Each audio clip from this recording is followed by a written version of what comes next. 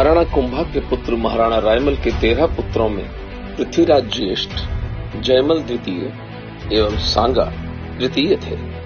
एक बार तीनों राजपुत्र एक भविष्यवक्ता के पास गए, जिसने भविष्यवाणी की कि सांगा ही मेवाड़ के अगले राजा होंगे। यह सुनकर पृथ्वीराज आपा खो बैठे और उन्होंने सांगा की दाईं आंख पर अपनी खड्ग की मूठ से वार किया, जिससे सांगा की एक आंख ही नष्ट हो गई। सांगा मेवाड़ छोड़कर अजमेर में एक अज्ञात गडरिये के रूप में रहने लगे। कालांतर में दोनों बड़े भाइयों की अकाल मृत्यु के बाद मेवाड़ के सामंतों ने सांगा को खोज निकाला। 1508 ईस्वी में सांगा का राज्याभिषेक हुआ। जीवन का प्रवाह कितना विचित्र है।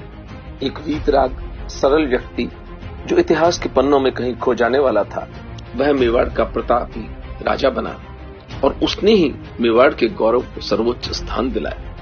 सांगा ने 20 वर्ष के शासन में 100 से अधिक युद्ध लड़े, वे सभी जीते। मालवा, गुजरात व दिल्ली की तथाकथित सल्तनत के इब्राहिम लोधी को पराजित कर मालवा के महमूद खिलजी तथा इब्राहिम के बेटे को चित्तौड़ में महीनों बंदी बनाकर रखा। लोधी के साथ हुए खतौली के युद्ध में सांगा का एक हाथ व टांग कट गए। यूं इन महाराणा के शरीर पर 84 घाव थे। इन महाराणा के लिए भी यह सफेद झूठ भी फैलाया गया कि इसी लोधी को पराजित करने के लिए उन्होंने पत्र लिखकर बाबर को बुलावा दिया था। 1527 में चुगताई तुर्क हत्यारा बाबर भारत की छाती पर चढ़ आया। खानवा में सांगा व बाबर की सेनाओं के बीच तुमुल युद्ध हुआ। मुगलों की तोपों से सहस्रों हिंदू योद्धा मारे गए। तो राजपूतों ने एक अविश्वसनीय कृत्य कर डाला।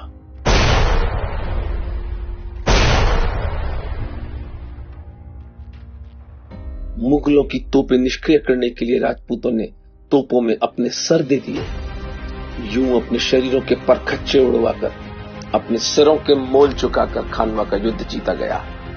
पर इस देश के घटिया व आलसी इतिहासकारों ने खानवा को सांगा की हार बताया।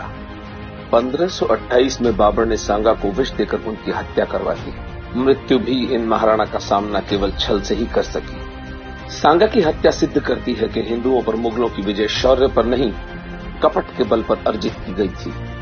सांगा का जीवन प्रबल प्रमाण है कि कोई पराजय अंतिम नहीं होती, कोई परिस्थिति अजेय नहीं होती, कोई विवशता स्थायी नहीं होती। पुरुष का दृढ़ निश्चय व कर्तृत्व ही निर्णायक होते हैं तथा परिस्थिति व प्रारब्ध ऐसे पुरुष के दास बन जाते हैं। यह पुस्तक हिंदू समाज को खानवा का सत्य बताएगी और सांगा के साथ हुए अन्याय को जग जाहिर करेगी, ताकि इस बार कोई बाबर हम हिंदुओं को धोखे में न डाल पाए।